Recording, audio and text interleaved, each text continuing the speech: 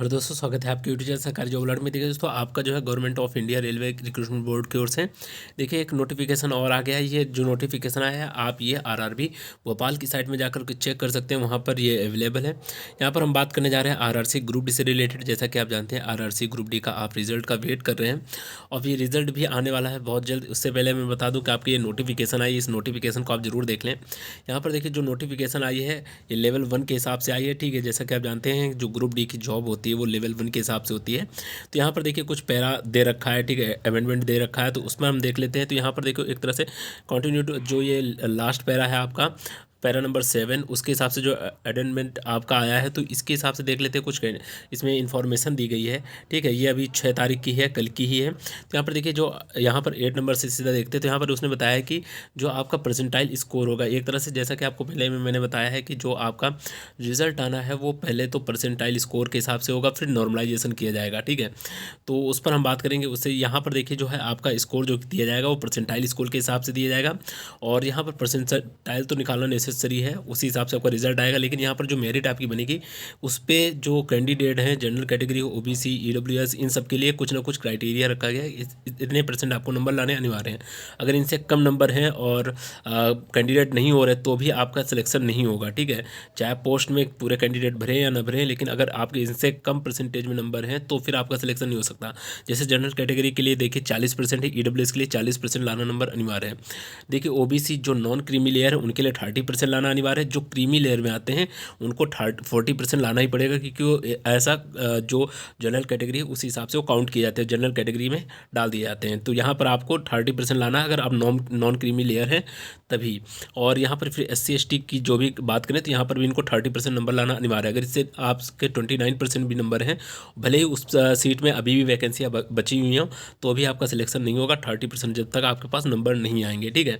तो ये आपका थोड़ा सा इन्फॉर्मेशन था कि आपका इतने नंबर लाना अनिवार्य है, ठीक है। फिर इसका नेक्स्ट नंबर में आते हैं तो यहाँ पर देखिए उसमें बताया गया कि आपका जो है परसेंटाइल बेस में एक तरह से काउंट किया जाएगा। सबसे पहले आपका जो कैंडिडेट का सिलेक्शन होगा वो परसेंटाइल बेस में स्कोर देखा जाएगा।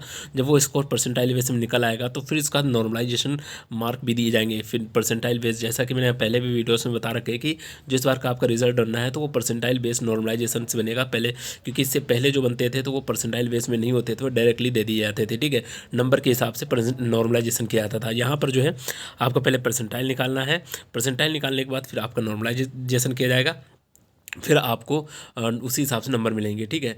और यहाँ पर देखिए अगर बात करते हैं कि आपका कुछ बहुत सारे बच्चे जो है CCAA वाले कैंडिडेट हैं तो उनके लिए देखिए वेटेज रखा गया है, ठीक है। उनके लिए पहले से जो सीट रिजर्व है उसी हिसाब से उनका वेटेज है, ठीक है। तो इनका सिलेक्शन होने में कोई प्रॉब्लम नहीं। जिनके पास CCAA के कैंडिडेट हैं, जिन्होंने अप्रेंटिसशिप कर रखी है, उनके लिए कोई प्रॉब्लम इतनी खास नहीं है, इनका सिलेक्शन हो जाना है। क्योंकि इस बार को आपको पता ही है लगभग इनकी 20,000 सीटें थी और 20,000 सीटों में केवल 18,000 फॉर्म ही पड़े थे। तो लगभग अगर जिन्होंने भी अपना जो क्वालिफाइड नेचर है तो उसको अगर पास कर रखा है, जितना इनका लिए कट ऑफ रखा गया है, तो अगर उतना पास कर रखा है तो सिलेक्शन 100% हो जाना है। क्योंकि यहाँ पर 20,000 सीटें हैं और 18,000 बच्चों ने ही केवल फॉर्म डाले थे, तो लगभग सभी बच्चों का हो जाएगा।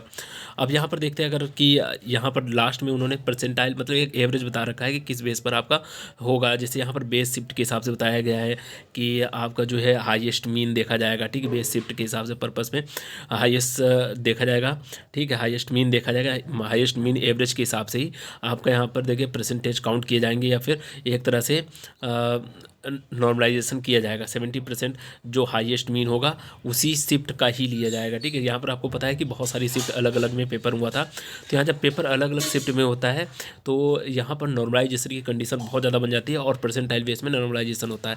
तो ये 6/12/2022 की देखिए न्यूज़ है, अभी कल ही की न्यूज़ है। तो आप इसको देखिए। सबसे पहले अगर चैनल में नए हैं तो चैनल को भी सब्सक्राइब जरूर कर ले, जिससे गवर्नमेंट जॉब से रिलेटेड आपको जानकारी मिलती रहे।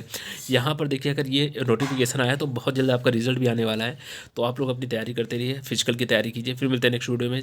धन्यवाद दोस्तों। उससे पहले चैनल को सब्सक्राइब कीजिए जाते जाते और अपने दोस्तों के साथ भी वीडियो शेयर करें। फिर मिलते हैं नेक्स्ट वीडियो में। धन्यवाद।